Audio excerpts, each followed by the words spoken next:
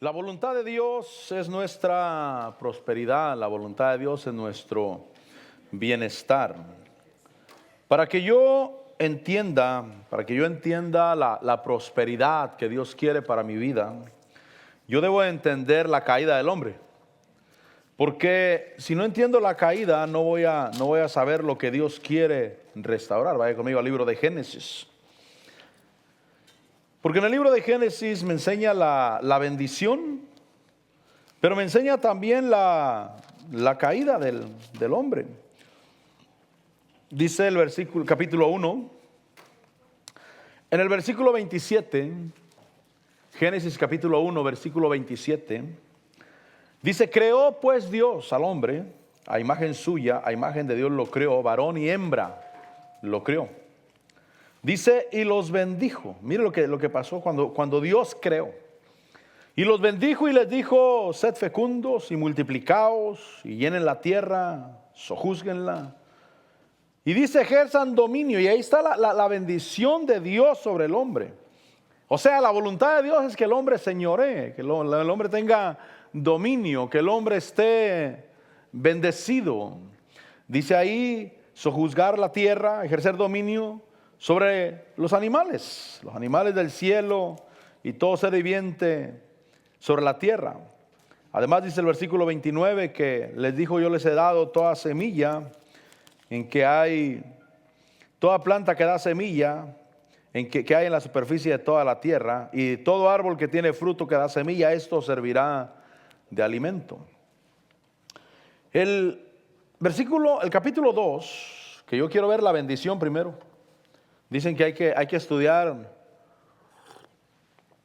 la bendición si queremos entender la maldición, porque desafortunadamente algunos estudian la maldición. Es decir, que los que estudian se meten a estudiar la magia negra y el satanismo, y aunque sean ministros de Dios, que dicen es que queremos conocer las cosas del maligno. No, para que yo pueda conocer las cosas del maligno, debo de conocer las cosas buenas, no las cosas malas. Dicen que cuando alguien estudia medicina, estudia para doctor, no le enseñan las enfermedades, le enseñan el cuerpo sano. Él tiene que estudiar no las enfermedades, sino el cuerpo sano. Y entonces todo lo que no esté de acuerdo a un cuerpo sano es una enfermedad.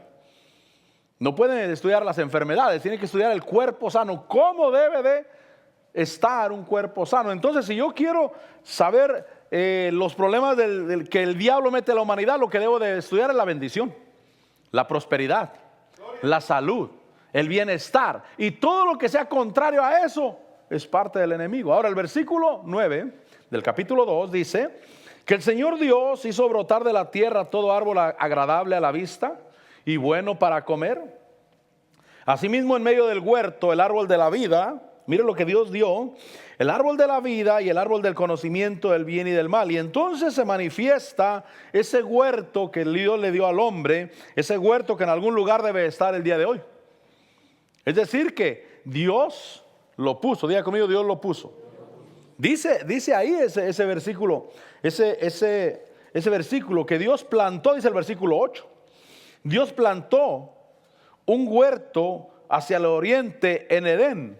Ese huerto Dios lo traspuso, lo trajo del cielo y lo trajo a la tierra. Y cuando el hombre cayó, lo tomaron de la tierra y lo llevaron al cielo.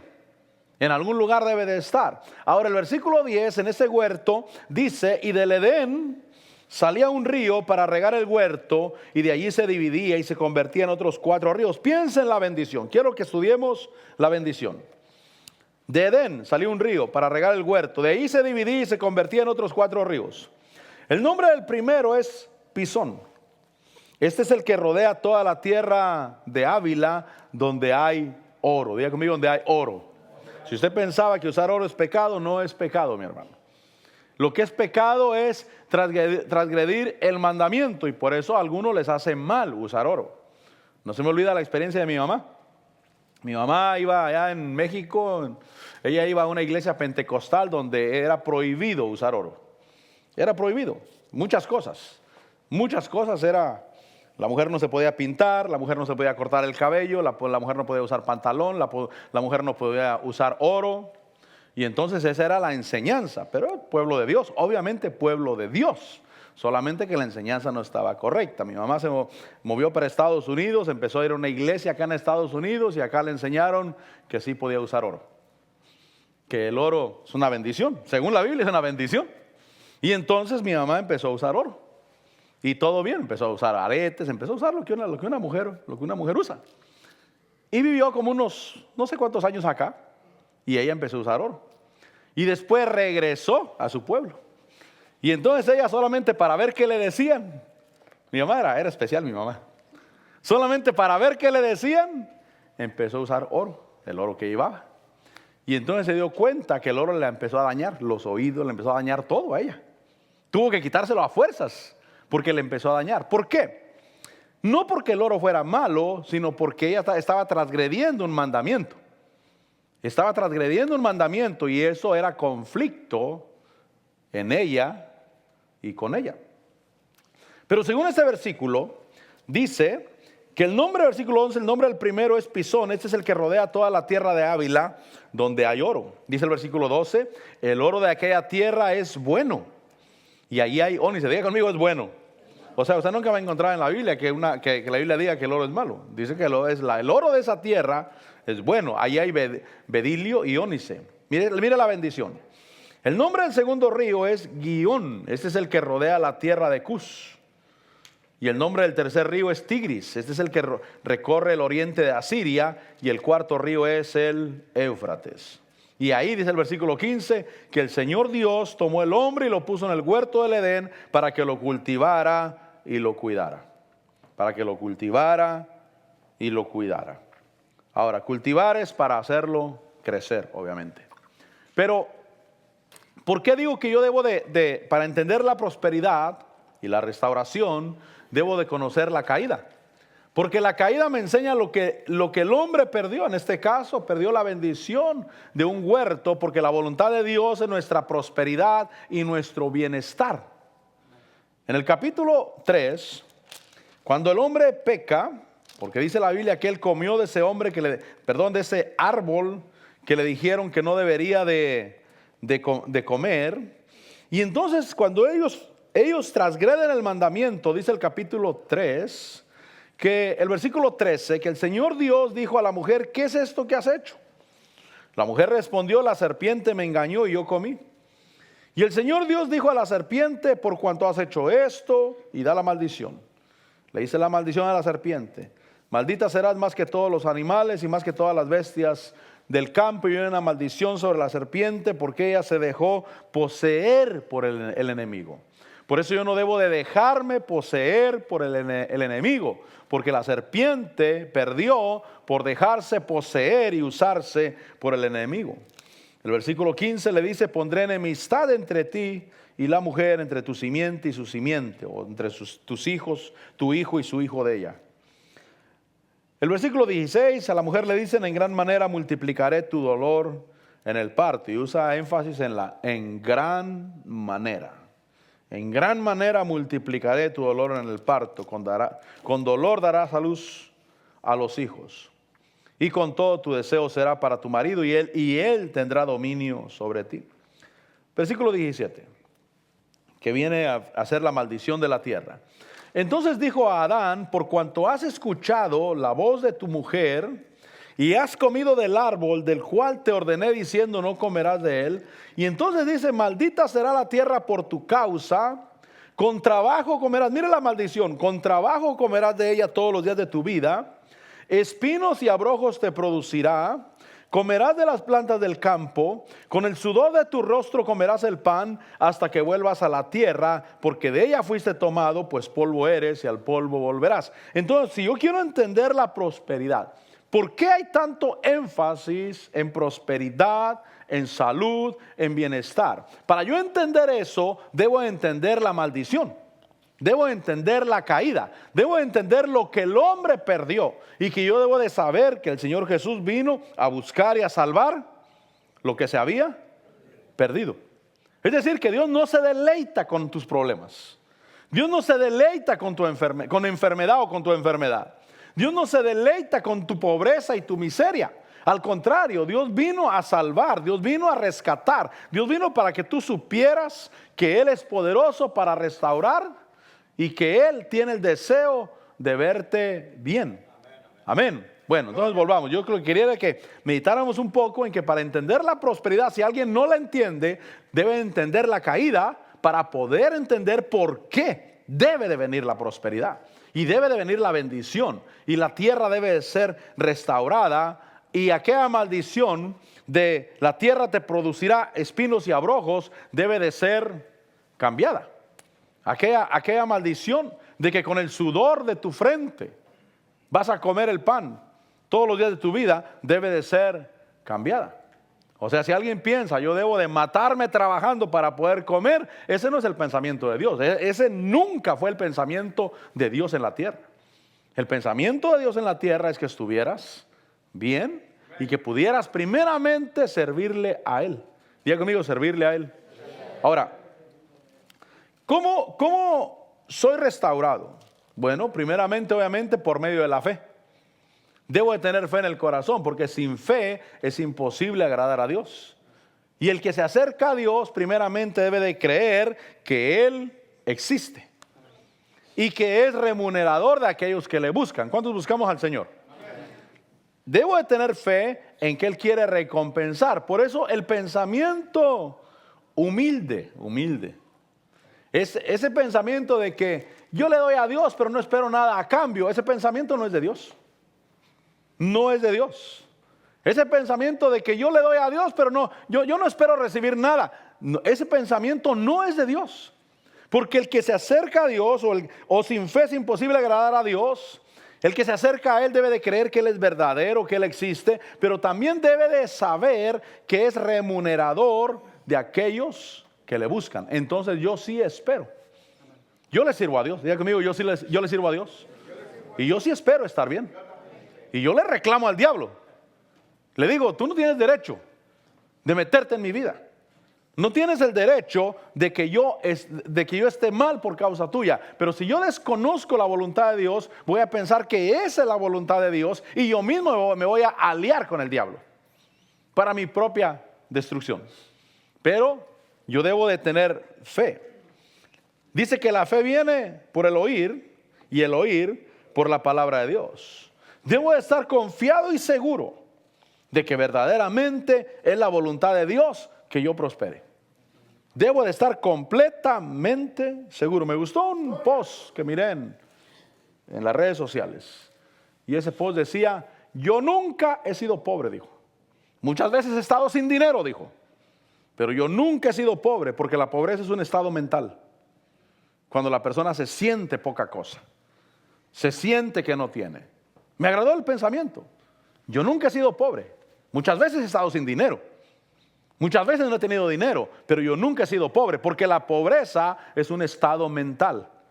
Así es que yo sí creo y debo estar convencido y seguro de que la voluntad de Dios es mi prosperidad. Por eso vino Cristo Jesús el Señor. Amén. Bueno. Además dice ese versículo 17 que la fe viene por el oír el mensaje del pacto de Dios en Cristo Jesús. Por eso dice que la fe viene del oír y el oír por la palabra de Cristo. Algunas versiones usan por la palabra de Dios, pero lo correcto es por oír la palabra de Cristo. La palabra del pacto de Dios en Cristo Jesús. Es un pacto poderosísimo, mucho, mucho más poderoso y mucho más grande que el pacto que hizo con Adán y el pacto que hizo con Noé. Mucho más grande. Y cuando yo oigo el pacto que Dios hizo con Cristo Jesús, y yo sé que estoy en ese pacto, por eso participamos de la Santa Cena, porque estamos en pacto con Cristo Jesús. Y todo el bienestar debe de ser porque Cristo Jesús es mi Señor y porque Él tiene Él obedeció a Dios y Dios tiene un compromiso con Él. Vaya conmigo a 2 Corintios 8. 2 Corintios 8 dice el versículo 9. ¿Estamos ahí? 2 Corintios 8, 9. Dice, porque conocéis la gracia de nuestro Señor Jesucristo. Diga conmigo, la gracia del Señor. Mire, porque conocéis la gracia de nuestro Señor Jesucristo, que siendo rico, sin embargo, por amor a vosotros, se hizo pobre, para que vosotros por medio de su pobreza llegarais a ser ricos. Es decir, que Él estaba en riqueza allá en el cielo. Y dijo, yo los quiero enriquecer, yo los quiero bendecir, yo quiero que ellos estén bien, yo quiero comprar un pueblo para mí, dijo Dios. Dicho sea de paso, el deseo de todo pastor es que toda la congregación esté bien. Toda. Que toda esté próspera, que toda esté bendecida, que toda esté libre. Y entonces en el cielo dijo, yo quiero un pueblo para mí, pero un pueblo que sea conforme a mí. Dice la Biblia, conforme a mi imagen y a mi semejanza. Conforme a la imagen de Dios y conforme a la semejanza de Dios, que sea igual a mí. Y le dijeron, bueno, solamente que tú dejes tu gloria, solamente que tú te hagas pobre, solamente que tú vengas a la tierra, que mueras en la cruz del Calvario, que vayas, que te humilles hasta lo sumo, para que los puedas levantar a ellos y también alcancen ese estado de riqueza.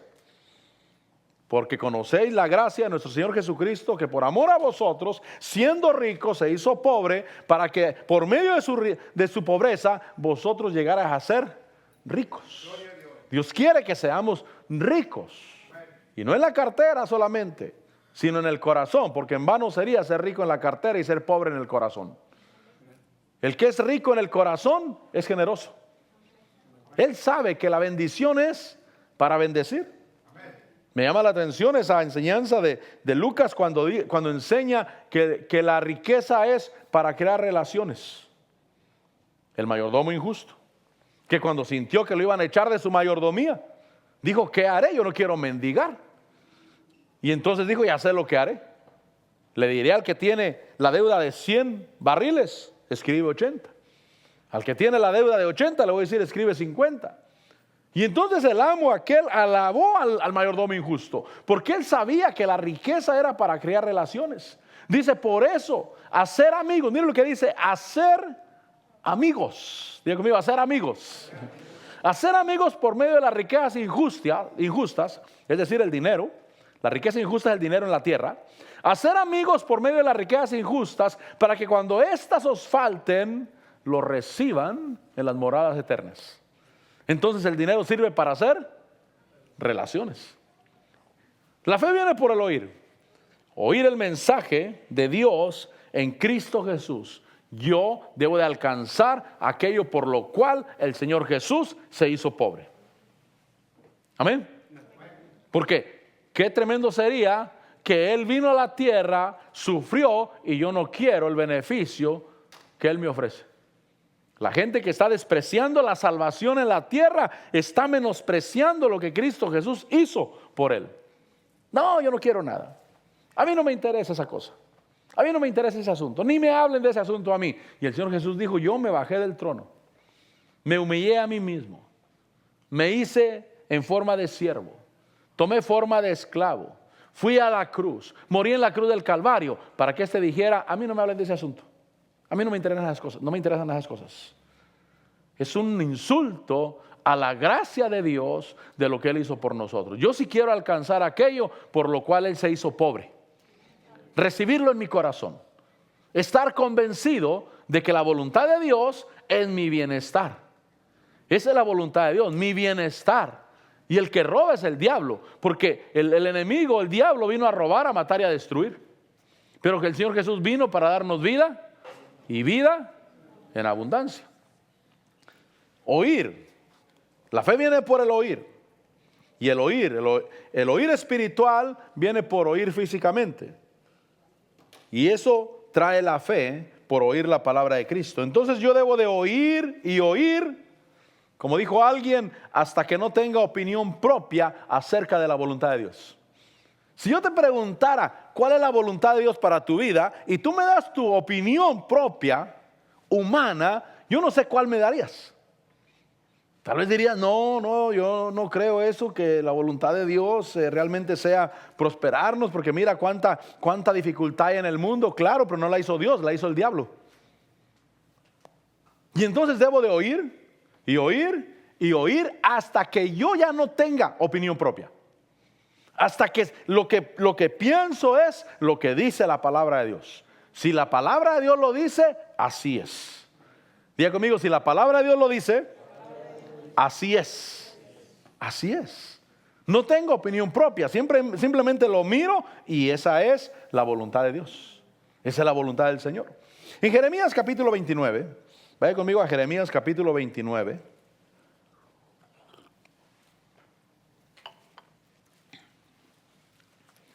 Versículo 4. Jeremías 29, 4. Dice, así dice el Señor de los ejércitos, el Dios de Israel, a todos los desterrados que envíe el destierro de Jerusalén a Babilonia. Miren lo que les dice: edificad casas. Jeremías 29, 5. Edificad casas y habitadlas. También dice, plantad huertos y comed su fruto. Entonces la voluntad de Dios es de que aún los desterrados estuvieran bien. Si alguien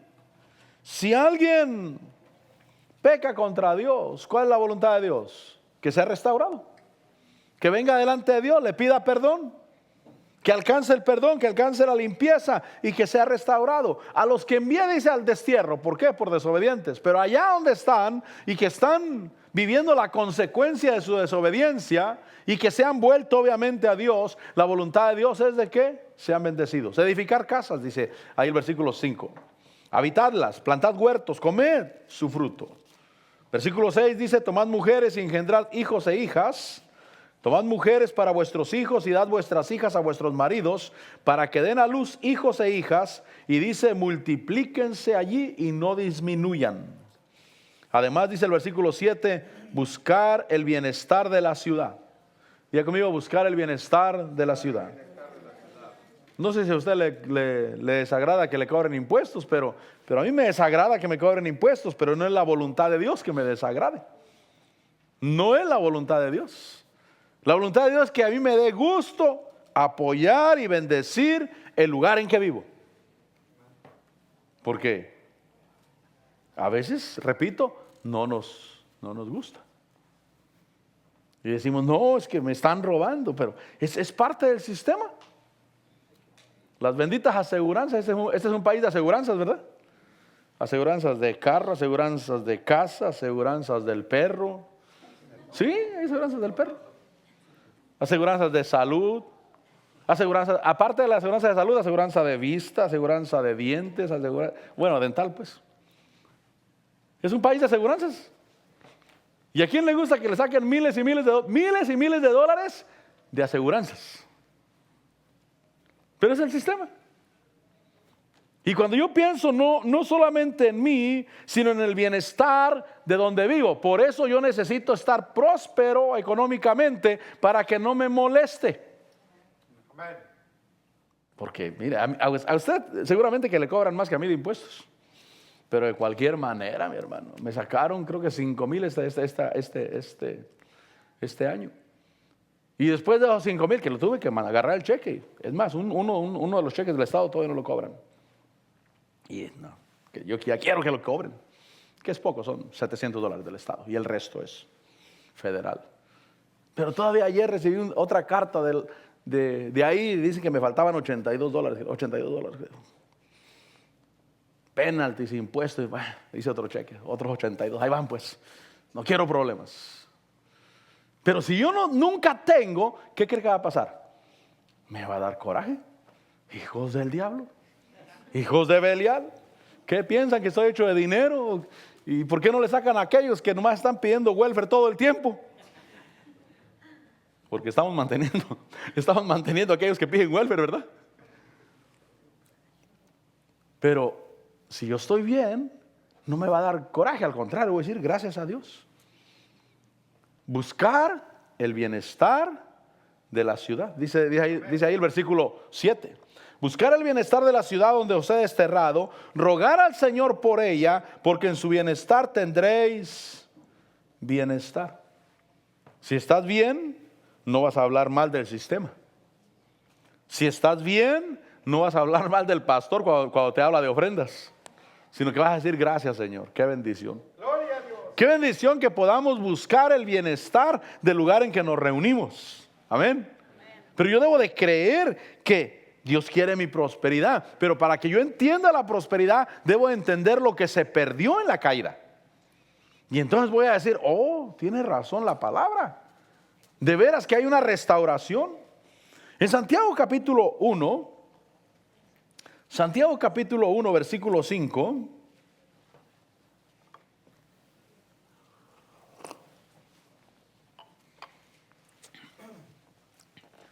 Dice, pero si alguno de vosotros, ¿estamos ahí? Amén.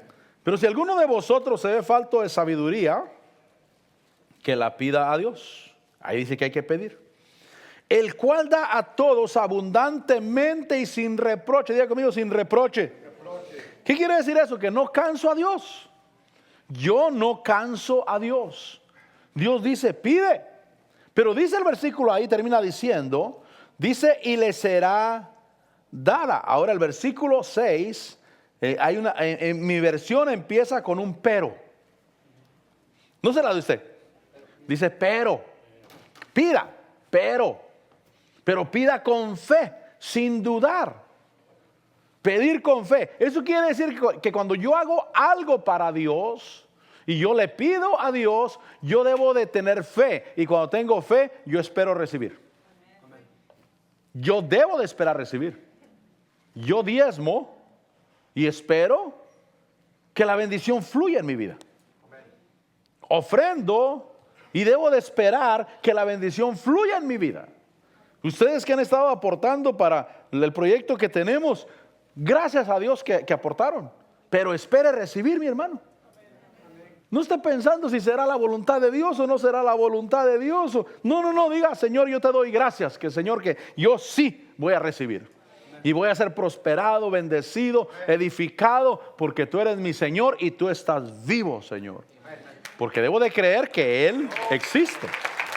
Debo de creer que Él existe. Entonces el que pida con fe, que pida sin dudar, porque el que duda es semejante a la ola del mar, impulsada por el viento y echado de una parte a otra. Entonces repito, no usar de falsa humildad. No decir, no, yo le doy a Dios, pero yo no estoy esperando que Dios me dé. Entonces no vas a recibir. Porque el que pide debe de pedir con fe. El que duda no va a recibir. Porque el que duda es semejante a la ola del mar, que es movida de un lado a otro. Dice el versículo 7, no piense pues ese hombre que recibirá cosa alguna del Señor, siendo hombre de doble ánimo, inestable en todos sus caminos. Deberíamos de saber cuándo sí recibiremos. Porque ahí dice, no piense. El que duda, el que pide sin fe, no piense en su mente que va a recibir cosa alguna. Entonces el hombre debería de saber cuándo sí va a recibir y cuándo no va a recibir. Debería de saber, yo sí voy a recibir. Dios está conmigo. Yo sí voy a recibir. Yo sí espero una cosecha abundante. ¿Sabe, mi hermano, que tu fe es la medida para que tú recibas? Amén. Tu fe es la medida. Es decir, que tú dices, pastor, yo creo que Dios sí me puede bendecir con $20. Estoy completamente seguro. Pero que me bendiga con 5,000, realmente, pastor, yo no puedo creer eso. Bueno, vas a recibir lo que puedes creer solamente. ¿Cuánto puedo creer? ¿Hasta dónde llega mi fe? La fe es una fuerza espiritual. Es una fuerza que en el momento que la aplicas hace efectividad en el mundo espiritual. Creo que el día domingo mi esposa ya en la tarde, en la casa, en la noche, me dijo que orara por ella. Creo que fue el domingo, tenía un dolor de cabeza. Pero yo estaba bien cansado, mi hermano. Cansado, internamente exprimido hasta el tope. Me bajé de predicar, fui a hacer algunas cosas, hice cuentas en la mayordomía, anduve haciendo qué hacer en la casa, algunas cositas. Y cuando ella me pidió que orara por ella, mi espíritu estaba bien exprimido. Yo sentí que ella no iba a recibir nada. Ora por mí. Ahorita no tengo fe. En este momento, porque la fe no es algo mental. La fe es una fuerza espiritual. Una fuerza que se aplica. Cuando yo oro por alguien, yo aplico la fe. Intencionalmente. Es la manera de usar la fe con intención. No solamente, bueno, yo tengo fe, soy hijo de Dios. No, no. Hay un momento cuando nosotros tenemos fe en el corazón. Por eso algunos dicen, escuché de alguien que necesitaba oración por una enfermedad y le dijo a otro ministro que necesitaba oración. Y le dijo, mira, cuando veas que el pastor está predicando y está llamando para oración, cuando lo veas encendido, entonces pasa. Porque entonces va a ser efectiva la fe. Porque la fe es una fuerza espiritual que no trabaja en todo tiempo. Y cuando mi esposa me pidió oración, yo estaba en cero, mi hermano, en ese momento. En ese momento yo no estaba para dar, en ese momento yo necesitaba recibir. Yo necesitaba que alguien orara por mí para agarrar un poco de fuerzas, hermano. Porque la fe es una fuerza espiritual. Por eso, cuando yo creo, yo aporto, yo sirvo, yo diezmo, yo hago algo en la obra de Dios, yo debo de saber cuándo voy a recibir y cuándo no voy a recibir. El que pide sin fe y el que duda, dice, no piense que va a recibir. Porque repito, el ser humano, el Hijo de Dios, debería de saber cuándo sí y cuándo no. Cuando dice, yo ya recibí, sí, pero no se mira. No, pero yo sé, yo aquí, adentro de mí, yo sé que ya es mío. Yo sé que ya es mío. Yo sé lo que soy. Yo sé lo que Dios me dio. Yo sé que a mí me va a ir bien en la vida. Yo sé que las puertas se van a abrir. Yo sé que algo va a suceder en el mundo espiritual y se va a llevar a cabo en el mundo material porque yo lo recibí en mi espíritu. Y te lo llevas a tu casa. Te lo llevas en tu corazón. Y tarde o temprano se va a manifestar porque aplicaste fe. Por eso repito, no hay que usar de falsa humildad. No hay que usar de que yo doy pero sin esperar. No, da pero espera. Confiesa. Abona con tu fe, con tus palabras, eso que estás convencido en tu corazón, porque de la abundancia del corazón habla la boca. Jesús se hizo pobre para que yo fuera rico. Por sus llagas yo he sido curado. En Cristo Jesús yo soy más que vencedor. Porque nada me puede separar del amor de Dios en Cristo Jesús. Y entonces aplico la fe. Aplico la palabra de Dios. Por eso la fe viene por el oír y el oír por la palabra de Cristo Jesús. Pedir con fe. Pedir, hacer creyendo. Sí, yo sí voy a recibir. Ahora, en Marcos capítulo 11, versículo 22, el versículo que les hablaba de la King James en la semana pasada, creo que la semana pasada fue. La versión King James. Pero repito, si el que ora por ti no tiene toda la fe fuerte en ese momento, tal vez el que está recibiendo él sí tiene fe. Por eso necesitamos fe los dos. Amén. Amén. Dice Marcos capítulo 11, versículo 22. Dice que Jesús respondió diciéndoles, tener fe en Dios. Orar, pedir, servir, hacer las cosas. ¿Por qué necesito fe yo? Porque la fe en Dios me va a llevar a que lo que yo haga en Dios lo haga con excelencia. Diga conmigo, con excelencia. Yo no puedo hacer las cosas mal hechas.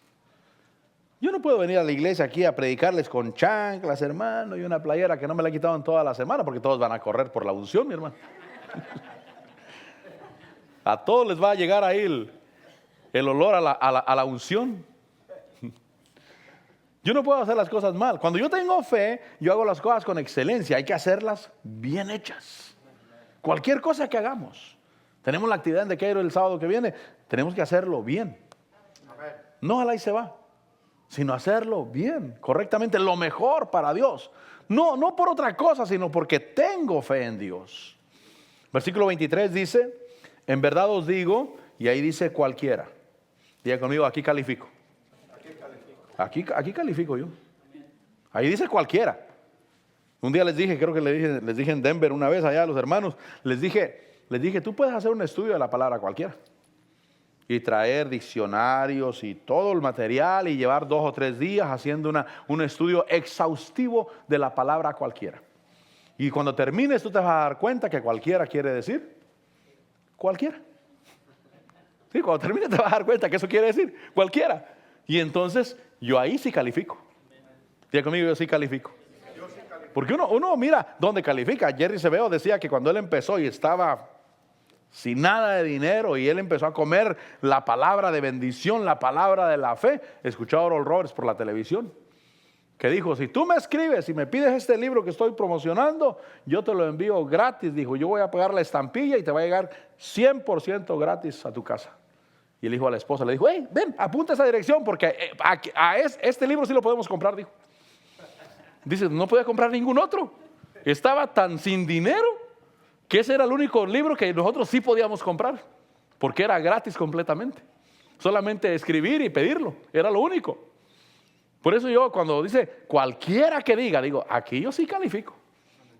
Yo sí califico. Cualquiera que diga a este monte: quítate y arrójate al mar, y no dude en su corazón, sino que crea que lo que dice va a suceder, dice, le será concedido. Por eso os digo, versículo 24, por eso os digo que todas las cosas por las que ores y pidas, recuerden lo que miramos la semana pasada, todas las cosas por las que ores y desees. ¿Sí recuerda eso? Y desees. Y la semana pasada se trató de desear. Todas las cosas que ores y pidas, creed que ya las habéis recibido y os serán concedidas. Entonces Dios quiere tu fe. Tu fe es lo que hace que Dios sea glorificado en la tierra. ¿Qué es lo que vence al mundo? Dice la Biblia: nuestra fe. Dios dice: si tienes fe, las cosas que pidas te serán dadas. Es más, ya te habrán sido dadas. Dice, sigue diciendo el versículo 25. Y cuando estés orando, perdonar si tienes algo contra alguien, para que también vuestro Padre que está en los cielos os perdone vuestras transgresiones. Entonces lo que Dios quiere al momento de la fe, Dios sabe que la manera que la fe obra efectivamente es que tengamos un corazón a cuentas con Dios. Diga conmigo: a cuentas con Dios. Si hay un pecado que tú conoces, ve y pídele perdón a Dios. Si hablaste mal de alguien, ve y pídele perdón a Dios. Dile: Señor, yo no tengo derecho a hablar de la gente. Además es tu siervo, no es mío. Dice la Biblia que el siervo del Señor para su Señor cae o para su Señor se levanta, pero poderoso es Dios para mantenerlo de pie. Y entonces vengo delante de Dios: Señor, perdóname, Padre. Perdóname por haber hablado, pensado, dicho, Señor, manifestar algo que es un estorbo para mi fe. Dijo alguien: en el cielo se oyen más fuertes los pensamientos que las palabras, en cuestión de lo malo. Y yo me puse a pensar. Dije: ¿cómo hablaría yo de alguien sabiendo que hay un micrófono y que ese alguien está de aquel lado oyendo por una bocina todo lo que yo diga? Ahora, ¿cómo será que en el cielo hay una bocina que ahí está saliendo todo lo que piensas, mi hermano? Y todos se dan cuenta ya. ¿Cómo me portaría yo? ¿Cómo pensaría yo? Y digo: Señor, ayúdame, Señor. Porque caras vemos y pensamientos no sabemos. Tal vez el pensamiento está pero maligno completamente, y pensando que nadie escucha, pero en el cielo hay una bocina ya. Entonces dice ese versículo 25 que debemos de tener un corazón a cuentas con Dios para que la fe sea efectiva. Cuando estés orando, perdona si tienes algo contra alguien, para que vuestro Padre Celestial te perdone. Ahora vaya conmigo a Eclesiastés 11. Eclesiastés 11. La primera vez que yo escuché este versículo 1 del capítulo 11 de Eclesiastés, lo miré en una película, fíjese. Antes de nacer de nuevo, antes de venir a la iglesia. Eclesiastés 11:1. Y lo fui a buscar a la Biblia, fíjese. Aunque yo no era creyente, lo fui a buscar a la Biblia. No era cristiano, nacido de nuevo, lo fui a buscar a la Biblia. Porque ahí dice: echa tu pan sobre las aguas. ¿Estamos ahí? Echa tu pan sobre las aguas, que después de muchos días lo hallarás. Ya conmigo: lo encontraré. Por eso debo de sembrar esperando encontrar. Por eso debo de sembrar esperando cosechar. Echa tu pan sobre las aguas, Eclesiastés 11:1. Echa tu pan sobre las aguas, dice, porque que después de muchos días lo hallarás. Yo sí hallaré todo lo que siembro. Versículo 2. Reparte tu porción con 7, o aún con 8, porque no sabes qué mal puede venir sobre la tierra. Haz lo que tienes que hacer. Diga conmigo, hacer lo que tengo que hacer. Porque Dios va a bendecir. Y va a prosperar, mi hermano. Y las puertas del cielo se abrirán para mi vida. Pero yo tengo que hacer lo mío. ¿Qué es hacer lo mío? Repartir de lo que Dios me ha dado. Repartir. Agarramos, mire, yo en mi caso, le digo que la IRS me sacó una feria. La IRS es una palabra mexicana, ¿ven? Una feria. Una feria. El IRS. Pero también aparto para Dios. Cada semana. Voy a una actividad y llevo dinero para ofrendar. Porque dice reparte a 7 y aún a 8, porque no sabes el mal que vendrá sobre la tierra. Yo no sé qué viene en el futuro. Lo que sí sé es que yo estaré bien. Y lo que yo sí sé es que estoy bendecido en Cristo Jesús. Y que esa bendición me sigue a mí. Lo que yo tengo que hacer es trabajar esa bendición. Si Dios te ha dado una buena tierra, mi hermano, y Dios te ha dado una buena semilla, y Dios te ha dado una buena lluvia, y que tú no hagas nada ni con la tierra, ni con la semilla, ni con la lluvia, ya no es culpa de Dios. Pero cuando tú haces lo tuyo con lo de Dios, con lo que debes de hacer tú con lo que Dios te ha dado. Por eso dice reparte tu porción con 7 y aún con 8, porque no sabes el mal que puede venir. ¿Qué mal puede venir sobre la tierra? Haz lo tuyo, comparte con los demás. Versículo 3. Si las nubes están llenas, derraman su lluvia sobre la tierra. Si las nubes están llenas, diga conmigo, hay que llenarlas. Porque el Señor Jesús dijo, no atesores en la tierra donde los ladrones roban y donde come la polilla. Haz tesoros en el cielo donde los ladrones no minan o no roban y no come la polilla. Hay que llenar las nubes. Diga conmigo, hay que llenar las nubes.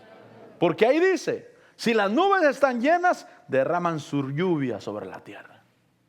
¿Llegarán? No sé si tú te preguntas dónde está el agua en las nubes ahí. ¿Qué no pesa? Pero recordemos que el agua tiene 3 estados, ¿no? Sólida, líquida y gaseosa. Obviamente, gaseosa me imagino, ¿no? Y cuando se pone líquida, a la tierra. Entonces hay que llenar las nubes. Si la nube está llena, derraman su lluvia sobre la tierra. Dice, y caiga el árbol al sur o al norte, donde cae el árbol, allí se queda. Lo que caiga de Dios se quedará con nosotros, mi hermano. ¿Cuántos dicen amén? Yo no sé si está a gusto, pero lo que caiga de Dios estará con nosotros. Porque si el árbol cae al sur o al norte, donde caiga, ahí se queda. Y digo, Señor, te doy gracias, Señor. Porque lo que tú derramas sobre mi vida, ahí se queda. Y estoy en bendición y estaré en bendición. Y estoy en salud y estaré en salud. Amén. Bendito Dios. Gloria a Dios. Además dice el versículo 4. El que observa el viento no siembra. Y el que mira las nubes no ciega. ¿Qué quiere decir eso? El que mira las circunstancias no siembra. Está mirando las circunstancias. Ese se queda sin sembrar. Por eso dice, el que observa el viento no siembra y el que mira las nubes no ciega. El que busca que todo esté perfecto para poder actuar, nunca va a sembrar, mi hermano. No, cuando haya. Ya puesto este ejemplo. Cuando Dios le dice a alguien, ven a servirme. Dice, Señor, no más que me case, Señor. Cuando me case. Y Dios dice, ok, cuando te cases. Cuando te casas, dices, ¿qué? ¿Ya estamos listos para servir? Señor, no más que tenga mis hijos, Señor. Cuando tenga mis hijos, Señor, yo te serviré a ti. Llegan los hijos. Y Dios dice, ¿qué? ¿Estamos listos?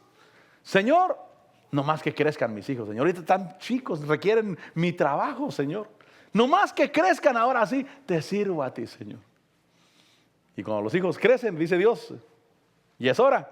Mira, Señor, nomás les ayuda a que se compren su casa, que se instalen ellos, que ya estén bien establecidos. Y entonces, Señor, te voy a servir, Señor. Después de eso, Dios dice, ya para qué, ya es hora que te vengas para acá, hijo, ya. Olvídalo.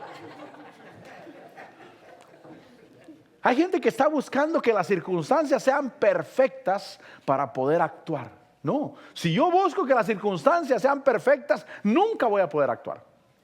Nunca voy a sembrar. Dice ahí el versículo 4, el que observa el viento no siembra, y el que mira las nubes no ciega. Versículo 5, como no sabes cuál es el camino del viento, o cómo se forman los huesos en el vientre de la mujer encinta, tampoco conoces la obra de Dios que hace todas las cosas. ¿Qué quiere decir eso? Que no se necesita entender todo.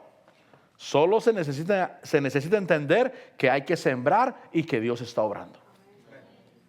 Hay que sembrar y Dios está obrando. Porque como no sabes cómo se forman los huesos en el vientre de la mujer encinta, así no conoces la obra de Dios. Lo único que debes de saber es que hay que sembrar y que Dios está obrando. Hay que predicar la palabra por la radio, por las redes sociales. Hay que predicar, hay que hacerlo nuestro. Y Dios está obrando, Dios está haciendo su obra. Yo no sé cómo la está haciendo, pero Dios la está haciendo. Miren, con el proyecto y la ofrenda que estamos levantando para el proyecto que tenemos en mente, yo lo único que hago es predicarle la palabra. Nada más. Y el que les pica ahí el corazón es Dios. Es Dios. Es el que estás allá en tu casa y no estás en paz. Y si no es Dios, es la mujer tal vez, pero alguien te molesta. O el marido. Pero es Dios el que te pone la carga. Amén. Mire, si usted se me enoja, no tengo mucha carga yo, mi hermano. El hermano se enojó, pues ni modo, ¿eh? Dicen en mi pueblo, le va a pasar lo de los frijoles. Pero si se me enoja mi mujer, siento la carga. ¿Por qué siento la carga? ¿Cuál es la diferencia? Que Dios me la puso a mí. Y cuando anda enojada, digo, ¿estás enojada? No. ¿Estás enojada? No. ¿Pero por qué siento la carga? Porque es mi mujer. Por eso. Porque es mi mujer. Entonces Dios usa a alguien, o Dios pone la carga, y la carga es pesada en el corazón. Yo solamente predico la palabra, nada más. Y el que se encarga de poner la carga es Dios. Y al que no le hago caso cuando se me pone la carga es Dios. Porque el pastor se bajó del púlpito y se fue a dormir a su casa. Ya no te dijo nada. Ya no lo oíste por toda la semana. Sin embargo, la carga ahí está. El lunes, el martes, el miércoles. Ya para el jueves andas enojado ya. Peleando con medio mundo ya. ¿Y por qué? Porque es Dios. Es Dios el que pone la carga. Entonces nosotros hacemos lo nuestro solamente. Lo que tengo que hacer. Predico la palabra, siembro la palabra. No necesito entender todo. Solo necesito entender que hay que sembrar y que Dios está obrando. Versículo 6. De mañana siembra tu simiente, la semilla pues, y a la tarde no des reposo a tu mano, porque no sabes si esto o aquello prosperará o si ambas cosas serán igualmente buenas. La siembra no es solo temporal, es algo permanente. Bien conmigo, es algo permanente. Debe de ser un estilo de vida. Una vez no lo entiende, sobre todo cuando uno empieza diciendo, no, ya ofrendé la semana pasada. No, ya una vez, hace años, sí, pero Dios quiere que sea un estilo de vida. Un estilo de vida para glorificarlo todo el tiempo. Por eso dice, de mañana siembra tu simiente y a la tarde no dé reposo a tu mano, porque no sabes si esto o aquello prosperará, una de las dos cosas, o si ambas cosas serán igualmente buenas. ¿Sabe que todo lo de Dios es bueno? Todo lo de Dios es bueno. Ahora, en 1 Corintios 11, 2, y yo trato de terminar. 1 Corintios 11, 2.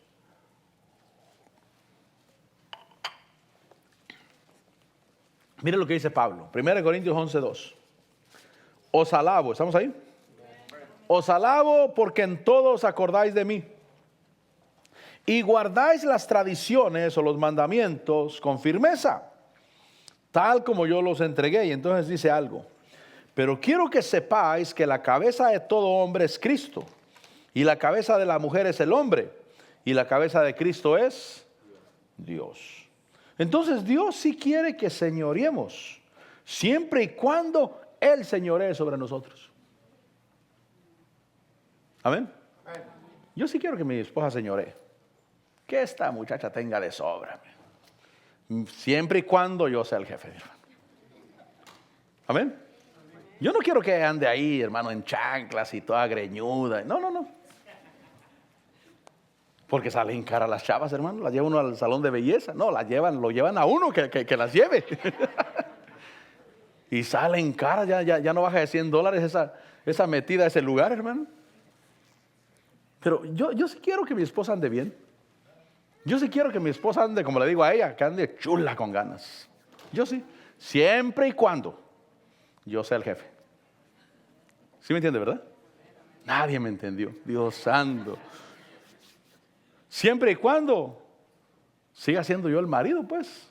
Y el que tiene el primer lugar. Dios no tiene problema que tú tengas dinero. Al contrario, se goza que tengas dinero. Dios no tiene problema con que tú estés bien. Se goza con que tú estés bien, siempre y cuando Él siga siendo el Señor. Siempre y cuando Él siga siendo el Señor. Por eso dice ahí, mira el versículo 2, versículo 3. Pero quiero que sepas que la cabeza de todo hombre es Cristo, amén. Y la cabeza de la mujer es el hombre. Y la cabeza de Cristo es Dios. Entonces yo termino con esto. Dios sí quiere que estés bien, siempre y cuando Él siga siendo tu Señor. Pero si tú cambias de Señor, a Él ya no le interesa que estés bien. Si mi esposa cambia de marido, que cambie de apellido también, porque ya no andar luciéndose por ahí con mi apellido tampoco. Dios quiere que estés bien. No sé qué tienen ustedes, como que no les van a pegar. Hablen, varones. No les van a pegar, así parece, pero no les van a dar. No les van a dar con la cacerola. Y los van a atender. Pero gózate con que tu esposa esté bien. Gózate. Gloria a Dios. Gózate con ella. Gracias a Dios. Que esté bien. Que se mire bien. Que esté próspera. Pero yo quiero seguir siendo el marido. Cada quien debe seguir siendo el marido de su esposa. Y así es Dios. Dios dice que estés bien. Que estés próspero. Que no te falte. Que no andes consiguiendo. Mire, le voy a decir una cosa. Los intereses en las cosas materiales, los intereses de los bancos son caros, hermano. Y cada uno de ustedes que ha aportado para este proyecto son intereses menos. Si lo vemos del lado material, agarro una ofrenda de $5,000 y digo, no vamos a pagar intereses de estos $5,000. Qué bendición, ¿verdad que sí? Qué bendición. Porque yo agarro el dinero y digo, no vamos a pagar intereses de este dinero, porque podríamos ir a conseguirlo al banco. Ir a conseguir $100,000 al banco y pagar a 20 años intereses. Pero Dios quiere que estés bien. Y cuando Dios te mira bien, por ejemplo, puedes comprar tu carro al contado. Tal vez se te haga difícil a ti, pero sí se puede.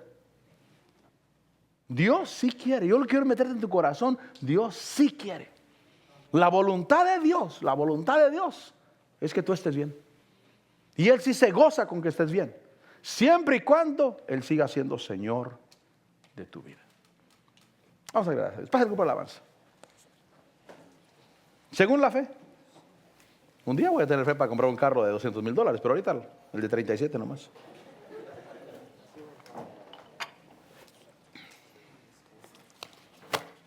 Vamos a dar gracias a Dios. Padre, en el nombre de Jesús, te damos gracias por tu misericordia. Te damos gracias, Señor, por tu bondad, por tu amor y por tu gracia. Te damos gracias porque eres bueno. Te damos gracias porque tu voluntad es bendecirnos, prosperarnos y edificarnos. Y yo te amo y te bendigo y te adoro y te alabo y te exalto y te glorifico. Gracias porque eres nuestro Señor y nuestro Dios. Seas tú glorificado, bendecido y levantado en alto en todas las áreas de nuestra vida, en todas las áreas de nuestro corazón. Mi Señor, te amamos. Mi Señor, te bendecimos. Mi Señor, te exaltamos y te glorificamos, Dios. Aquí está mi vida y mi corazón, y mi alma y mi mente y mi espíritu. Señor, te adoro. Quiero decirle, Señor, aquí estoy. Yo sí recibo. Todo el punto está de recibir, mi hermano. Todo el punto está de recibir. De recibir. Señor, te adoro y te bendigo y te glorifico y te doy gracias por tu misericordia, por tu amor, por tu bondad, por tu presencia. Señor, santo eres tú. Te glorifico y te exalto, coronado con poder. Coronado con poder. Declaramos que tú eres grande. ¿Cuántos creen que Dios es grande?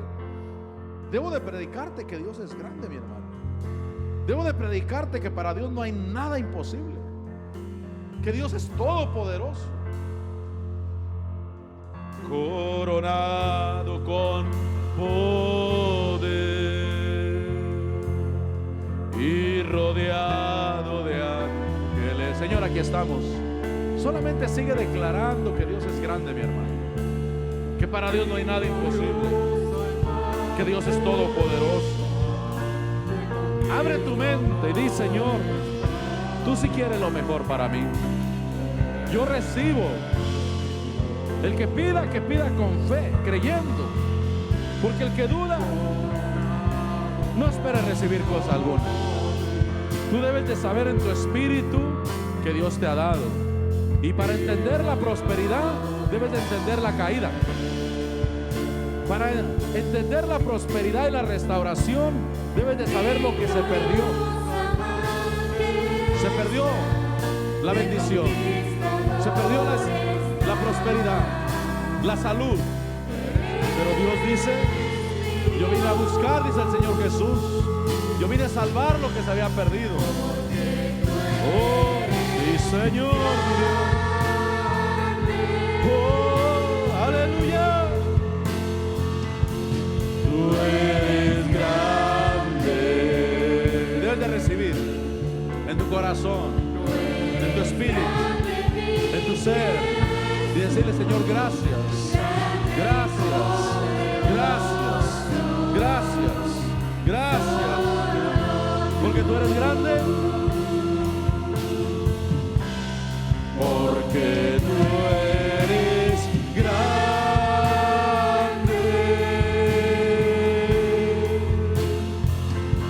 tú eres grande.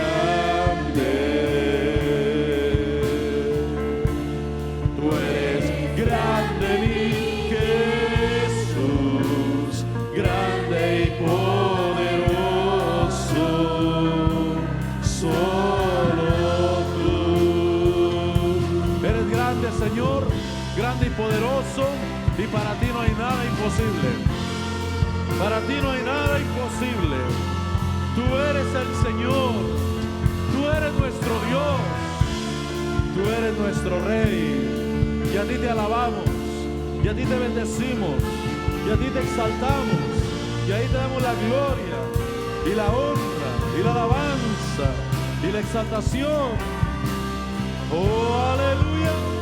Coronado con poder, coronado con poder. Mi Señor, eres el Rey, eres mi Rey, eres mi Rey. Eres mi Señor, y la bendición es mía, la salud es mía, la esperanza, la seguridad de mi salvación es mía. Cristo está conmigo, Cristo está con su pueblo, con sus siervos, con sus ministros. Oh sí, coronado con poder y rodeado de ángeles. Decláralo.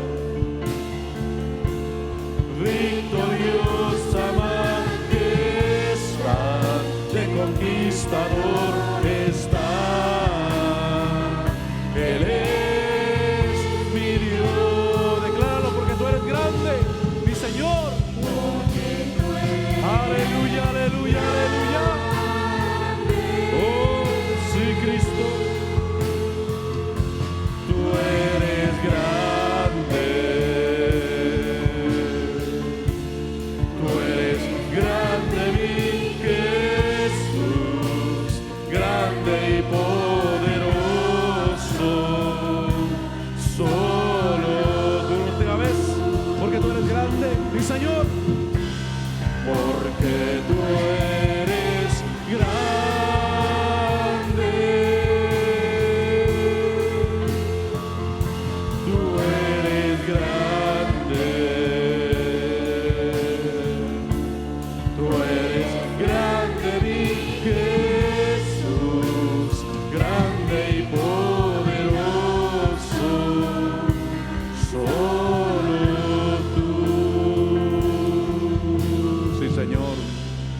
Padre, te damos gracias por lo que has hecho por nosotros. Gracias, Señor Jesús, por bendecirnos sobreabundantemente, Señor. Gracias porque nos has sobreabundado. Te bendigo y te doy la gloria y la honra y el honor y la alabanza. Gracias por tu pueblo, por tus siervos, por tus ministros. Gracias, mi Señor, en Cristo Jesús. Gracias, papá, gracias, Señor. Amén.